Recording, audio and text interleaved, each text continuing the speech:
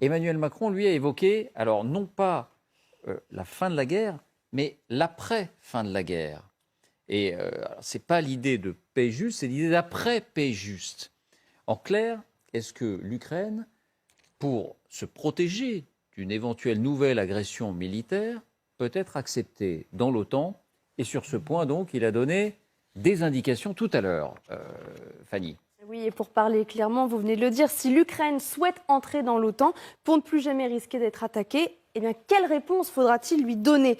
À cette question, Emmanuel Macron trace une ligne à ne pas dépasser. C'est peut-être la première fois qu'il le dit aussi clairement. Pour lui, cette idée de l'Ukraine dans l'OTAN serait trop risquée. Il le dit au journal Le Monde.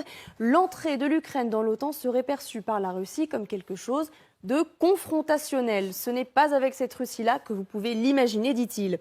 Il conclut en fermant la porte à cette intégration de l'Ukraine dans l'OTAN. Il faudra donner à l'Ukraine des garanties de sécurité d'autant plus robustes qu'elle a été attaquée par la Russie, dit-il. Et il termine en disant que l'Ukraine entre dans l'OTAN. Ce n'est pas le scénario le plus vraisemblable. Merci, Fanny. Donc on dit aux pays agressés, on ne vous... Alors, il invente il imagine une formule, on donnera des garanties de sécurité, mais enfin, garantie de sécurité, on imagine, c'est l'OTAN. Bah oui. La Suède, la Finlande, qui ont désormais peur de la Russie après ce qui s'est passé en Ukraine, entrent dans l'OTAN, parce que c'est la garantie.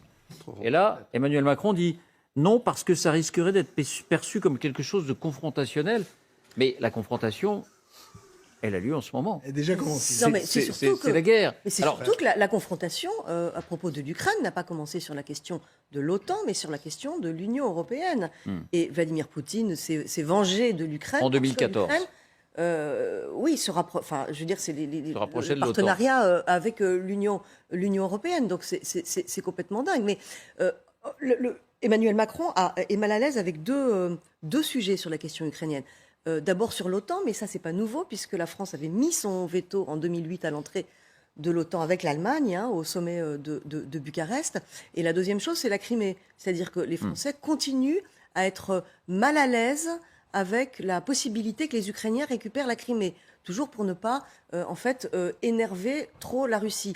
Et alors, sur ce point, en tout cas, les Français disent, l'Élysée dit qu'il y a un parfait accord entre Joe Biden et Emmanuel Macron sur toutes ces questions-là. Alors, je ne sais pas si c'est vrai. Joe Biden a eu l'air, vous le disiez tout à l'heure, David, il faisait un petit peu du Macron, c'est-à-dire du en même temps. C'est-à-dire qu'on soutient l'Ukraine, mais il ne faut pas trop énerver la Russie.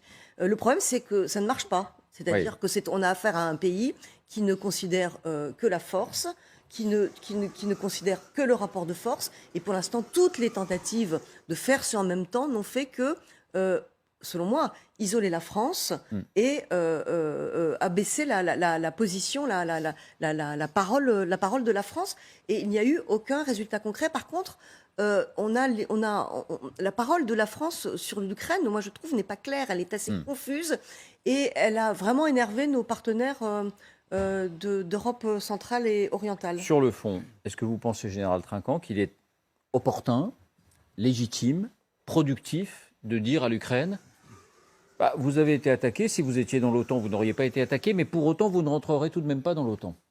Non, mais moi, je crois qu'il y a un temps pour tout. Le président Zelensky, aujourd'hui, il est dans le temps de « je vais gagner la guerre ». Rappelons qu'hier, il y a eu quand même 2 interventions, avec le décalage horaire le matin à Moscou, Poutine, et l'après-midi à Washington avec Zelensky. Or, qu'est-ce qu'a dit Poutine? Lui, il a dit, moi, qu'une issue, la guerre, et on va gagner. Donc ça renforce la position de Zelensky. Zelensky, il dit, moi, pour faire la paix, il faut être 2, il ne veut pas. Donc on va faire la guerre. Donc ça, c'est le premier point. Aujourd'hui, à vouloir être trop en avance sur le calendrier, à vouloir trop réfléchir sur ce qui va se passer après, je note dans la phrase du président Macron qu'il dit, ça n'est pas avec cette Russie-là qu'on pourra le faire. C'est une phrase très intéressante. Ça veut dire quoi? On va le faire avec une autre Russie. Donc ça sous-entend derrière que le président Poutine, à un moment, pourrait ne plus être là. Et que donc, si vous voulez, aujourd'hui, on peut en discuter longtemps, pendant des heures. À mon sens, le premier temps, c'est le temps du président Zelensky, qui est de gagner la guerre. Et je reviens sur le côté de l'Ukraine. Excusez-moi, mais je ne pense pas que Emmanuel Macron dise avec cette Russie dirigée par Vladimir Poutine. Je J'en pense sais qu'il rien. envisage aussi comme possibilité une Russie, même encore gouvernée par Vladimir Poutine, qui reviendrait en fait à la raison. Mais je n'en sais rien. Moi, je Enfin, en ne tout veux cas, pas interpréter ce c'est que dit le ambigu. président. Il parle de cette Russie-là. Alors, c'est la Russie de Poutine. Oui. Est-ce que ça Ça veut sera dire que un c'est pas Poutine définitif. qui aura changé son logiciel ou un autre? Je ne sais pas. En revanche, je crois que dans tout ce déroulement, aujourd'hui, vaincre, ça veut dire reconquérir les frontières de 91. Et comme on le disait, le problème, c'est la Crimée. Et pourquoi on a ce problème-là? Parce qu'en 2014, on a été un peu mou du genou, si j'ose dire. C'est-à-dire que ça s'est passé, belle manœuvre russe au départ pour saisir l'Ukraine, et on n'a pas trop réagi. Donc aujourd'hui, on a un peu de mal de réagir, alors qu'en 2014, on n'avait pas réagi. C'est un peu ça. Parce que sur le fond, il faut quand même rappeler qu'en 91, la Crimée, comme le reste de l'Ukraine, a demandé à être indépendant de la Russie et à être ukrainien. Il faut le rappeler. Oui, à une majorité Oui, beaucoup moins forte que dans le reste de l'Ukraine. plus mais que le Brexit. plus que le Brexit. 57%. Claude, est-ce que, et cela dit sans parti pris d'une certaine manière, mais est-ce qu'on peut dire à un pays, vous n'adhérerez pas dans l'OTAN parce que ça pourrait énerver la Russie, alors que la Russie est en train d'attaquer ce pays justement parce qu'elle n'a pas pu entrer dans l'OTAN? Ça paraît en effet un peu bizarre du point de vue du timing, comme vient de le dire le général, puisque en 2 jours, Volodymyr Zelensky et Vladimir Poutine ont dit l'un et l'autre nous allons continuer la guerre et nous allons la continuer jusqu'au bout. Donc ils ont dit la même chose. Ça veut dire que la guerre va être très longue, ça c'est sûr. Et l'attitude de Biden contribue à allonger la durée de la guerre, évidemment, puisqu'on ne donne pas les moyens à notre allié ukrainien de la gagner. Et très clairement, les Américains sont bien décidés à ne pas leur donner ces moyens.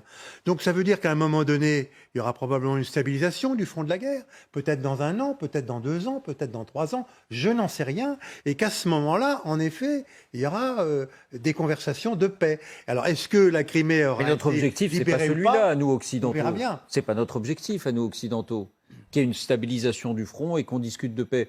Notre objectif, c'est quand même, et on ne le fait pas seulement en parole, on le fait avec des actes, les livraisons d'armes. Notre objectif, c'est d'aider l'Ukraine à recouvrer l'ensemble de son territoire. Mais on sait pertinemment que la nos capacité... objectifs et nos prédictions. Voilà. Et le président de la République, dans les propos qu'il tient au journal Le Monde, il dit les 2 choses. Il dit l'objectif, c'est la victoire. Il dit nous sommes dans une stratégie de défense absolue, de victoire de l'Ukraine. Donc il dit ça.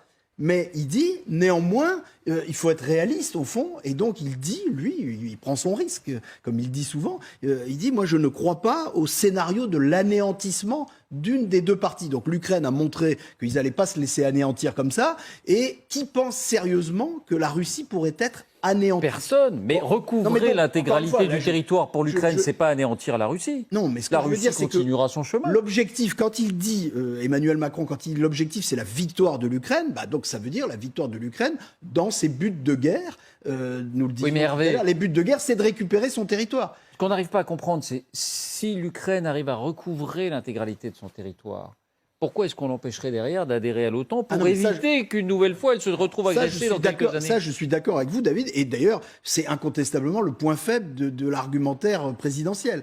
C'est que là, il y a une contradiction qui est tellement forte qu'elle confine à l'acrobatie. On ne peut pas, je crois, là-dessus, je crois qu'on ne peut pas dire à l'opinion française et à l'opinion internationale, oui, on va aider l'Ukraine, oui, l'Ukraine est agressée et donc dans son bon droit, oui, nous voulons faire appliquer le droit international, et vouloir ensuite interdire à l'Ukraine d'adhérer à ce qui serait la meilleure des protections pour lui. Ça, c'est complètement incohérent. Donc, je ne peux y voir, moi, modestement, de ma fenêtre, que une parole un peu tacticienne d'Emmanuel Macron pour essayer de ménager la chèvre et le chou, en pensant très bien que, quand même, à la fin, si les Ukrainiens le demandent et qu'ils sont en position de le demander, bah, lui, il dit, moi, ça m'étonnerait qu'ils y adhèrent. Bah, il faudra avoir le courage politique de dire ce jour-là, nous ne voulons pas des Ukrainiens. Petit indice sans doute sera pour pas si confirmer qu'il s'agit d'une tactique peut-être pour veiller d'abord aux intérêts de la France. Cette petite phrase d'Emmanuel Macron,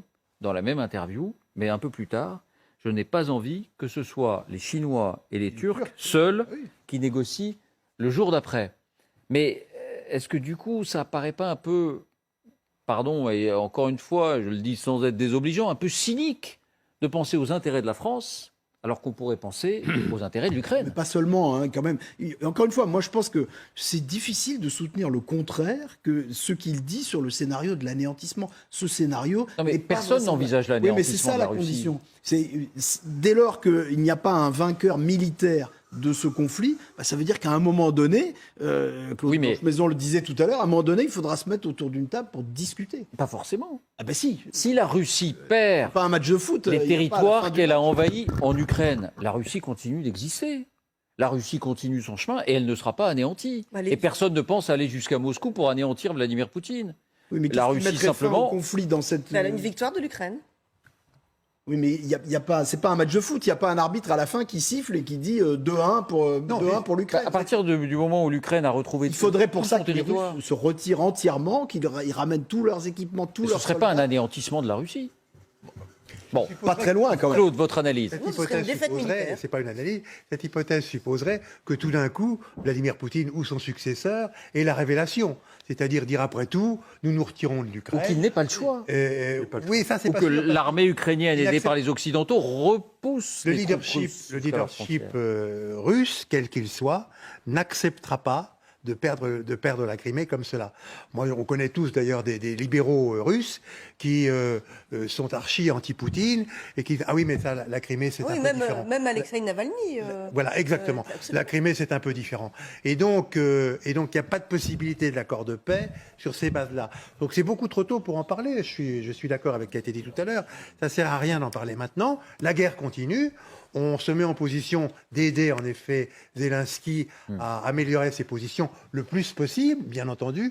Il ne peut pas anéantir la Russie, c'est hors de portée. Peut-être ne peut-il pas conquérir la Crimée parce que la Russie ne le laissera pas faire. En effet, on a bien vu Poutine avec Shoigu et avec Gerasimov devant tous ces généraux dire nous allons reconstituer notre armée et la capacité de nuisance de l'armée russe, de l'industrie, du complexe militaro-industriel russe sont considérables. Oui, Dominique. Oui, simplement un point sur justement cette guerre longue qui est annoncée aussi bien par M. Biden que par le président Poutine. La guerre longue, c'est en faveur de la Russie. Les moyens que la Russie va mettre en place là ont deux objectifs. Le premier, c'est que maintenant, la société russe va être, alors le nom, je ne l'ai pas prononcé, mais va être dans un état de guerre. Toute la société. L'effort maximum de l'armement, et on va monter à 1,5 million d'hommes, etc., etc. Donc on va transformer S'ils complètement... y parviennent. Oui, oui, non, mais ça, dans le discours, au moins, on veut transformer la société russe, compte tenu des échecs, pour continuer cette guerre. Et dans la durée, ça va aider. Aujourd'hui, les Ukrainiens, eux, leur intérêt, c'est d'avoir rapidement des capacités pour bousculer les Russes tant qu'ils ne sont pas dans cette guerre longue et réorganisée. Et ça, c'est ce que le chef d'état-major ukrainien expliquait il y a, je crois, 2 semaines, dans lequel il disait il y a une offensive qui se prépare. Ça veut dire quoi? Ça veut dire janvier, février au plus tard. Parce qu'à partir le printemps passé, la Russie aura reconstitué les forces et là, ça sera très compliqué. C'est pour ça que la question de la livraison des armes aujourd'hui à l'Ukraine est sans doute déterminante pour la suite de cette guerre et qu'on a voulu aborder cette Oui, cette justement. question. Mais je pense qu'il ne faut pas tout confondre dans les livraisons d'armes. Avoir plus de HIMARS, d'accord. Avoir des trucs qui tapent à 350 km, je crois que ce n'est pas très utile. Les chars, on en parle. Alors, pardonnez-moi, on va encore reparler des Leclerc et je vais me faire incendier sur les réseaux.